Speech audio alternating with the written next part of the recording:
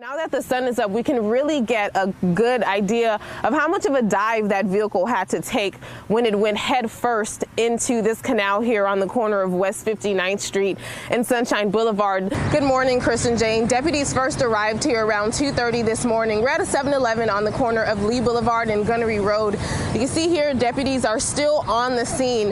The exit and entrance to this location is blocked off, and it has been ever since 2:30. Now, a witness who was here at 2:30 tells us that deputies rushed to this 7-Eleven and ran inside to respond to some sort of situation. Around that time, they also saw a canine sniffing around looking for evidence, assisting the deputies here on scene. Now, you'll notice that there are 4 pumps here that are currently taped off. Deputies were focusing their attention around those pumps and specifically on a garbage can in between those pumps there. And as this was going on, there was another scene unfolding on John Avenue South and Circle Drive, just 5 minutes away from here. We want to show you what that area looked like when we arrived there this morning. There were multiple deputies at that scene as well. There was also a tow truck and a wrecker there. It appeared as if they were preparing to tow away a vehicle from that scene. Delays here, all due to a crash near Corkscrew Road. But what's ironic about this delay that you're looking at right now is all due to people who are just slowing down to look at this traffic incident. So that's why it never pays to be nosy. Keep your eyes on the road and just drive this morning if you can. You're going through that area, but you can see where that slowdown starts there at Alico. Merry Christmas out there. We're taking a live look right now of I-75 near Immokalee Road. You can see there's barely anything going on this morning. As you guys know, it's a holiday, so not a lot of people on the roads. Let's take a look at our map right now.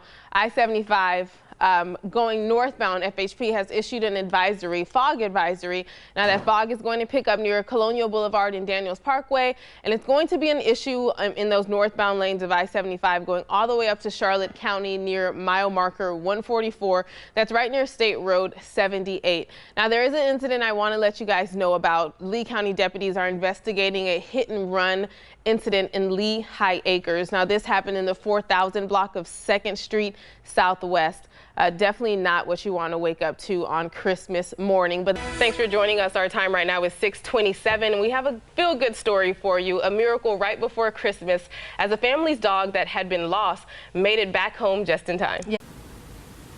Good morning, Jane and Jill. What happened this morning is something no one would want to wake up to the day after Christmas. This area was swarming early this morning around 2 o'clock when that vehicle ended up head first in this canal here. We're on the corner of West 59th Street and Sunshine Boulevard. Let's take a look at the video that our breaking news tracker shot. When he first arrived on scene, you can see that vehicle submerged in this canal here as there are several deputies and Fort Myers police officers on scene investigating what all occurred.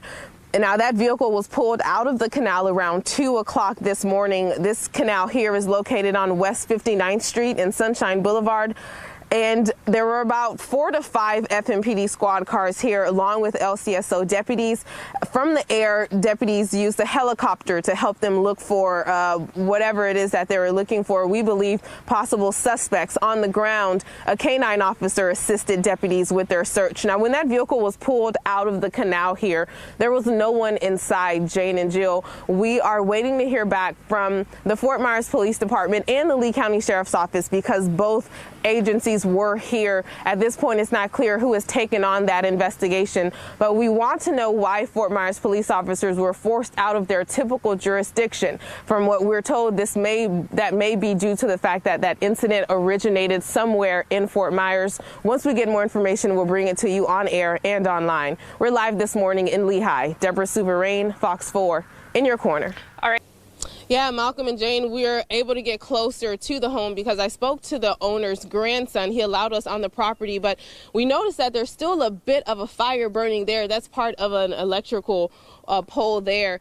There's no electricity running to this home, and the owner's grandson tells me he thinks this fire may be suspicious. We're giving you just a closer look at the condition of this home. It's a mess, complete, total loss. North Fort Myers Fire District, along with the Bayshore Fire District, responded to this blaze. The call went out shortly before 1 o'clock this morning. You can see this mobile home was completely gutted by the flames, still smoldering from that fire that erupted sometime before 1 o'clock this morning. Now, the fire marshal is has taken the lead on this investigation to figure out exactly how this all started. But after speaking to the owner's grandson, it seems as though the family feels as if this may be a little suspicious. We're going to keep you updated on any new information that we find. We're live this morning in North Fort Myers. Deborah Souverain, Fox 4, in your corner. Thank you, Deborah. Good morning, Jill. You can see traffic is moving slowly on US 41 southbound. Now, this is traffic that's coming from Port Charlotte over the bridge into Punta Gorda. The water main break crews are working on it as we speak over here to my right. Just a moment ago, we saw one of the gentlemen here going down under. Good morning, Chris and Jane. I'll tell you, it is chilly out here. I feel my toes are a bit numb, but that is why the Salvation Army had to activate these weather shelters. Now, the shelters are only activated when temperatures drop below 40 degrees. And this is the first time they've actually had to do this in 2 years. I want to show you very briefly what the inside of this facility looks like. Now, people are still sleeping, so we won't be too loud and won't go too close. But you see there where there are people still sleeping that had to come here due to the fact that the temperatures were getting so low. And who opened the door for us is the Director of Operations, Russ Reeder. Good morning. Good morning, Russ. Thank you so much for waking up so early to meet with us. Good morning, and you guys see the smile on my face because I'm not outside anymore. Right behind me is some of the items that were donated to the Salvation Army to help people who are outside in these temperatures. Joining me is Russ. He is the Director of Operations. Good morning. Good morning, Russ. This is just a portion of what's been donated. Yes, it is. When I open that door, you're going to be surprised how the Southwest Florida has responded to the need, and it is great. Isn't that amazing? So what we really still need is socks, gloves, hats, larger size jackets for men and women.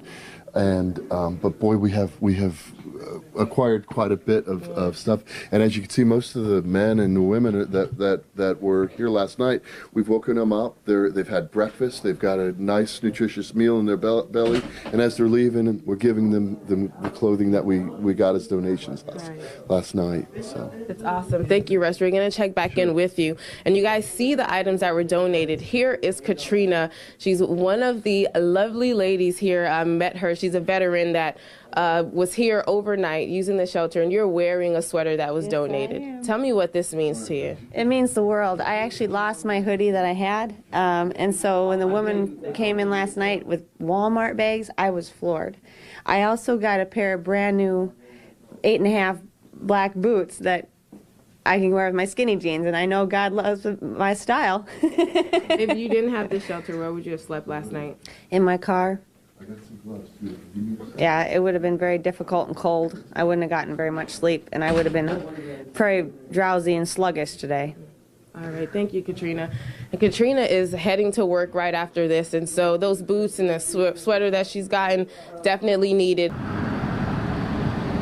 You know, Jane, I'm surprised that the line is still this long so late in the morning. Now, gates opened up at 7 o'clock, but as you can see, there are still hundreds of cars in line here. And I know you heard Jill mention that Daniels Parkway is backed up, and we're hearing from the sheriff's office that is backed up even further than that. They're seeing backups on Ortiz Avenue, the westbound lanes, all the way to State Road 82. So you can see that there's a great need for this assistance program here.